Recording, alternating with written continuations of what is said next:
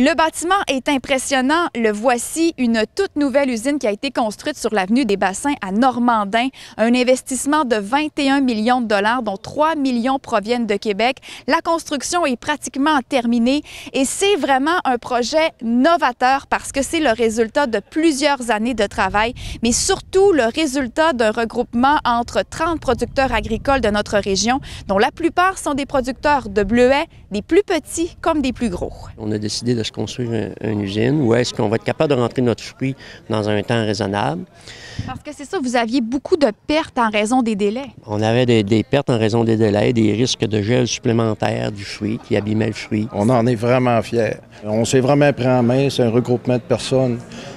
Petits, moyens, gros producteurs. On vous transporte maintenant à l'intérieur de l'usine. Vous voyez les équipements à la fine pointe de la technologie. Tout est en place parce que la production, ça va commencer dans les prochains jours. En fait, dès que la première récolte de gourgane sera effectuée, ce sera le premier légume qui va être congelé ici. Mais la plus grosse partie de la production, évidemment, ce sera le bleuet sauvage. L'approvisionnement sera entièrement régional pour la première année. Mais l'objectif, c'est vraiment de congeler ici toutes sortes de fruits et de légumes. Il ne se fait plus aucune congélation de gourgane depuis 3 à 4 ans régionalement. Fait que la gourgane qui se consomme au Saguenay-Lac-Saint-Jean, c'est toute la gourgane qui vient des marchés de l'international. Et là, on vient changer ça avec cette usine.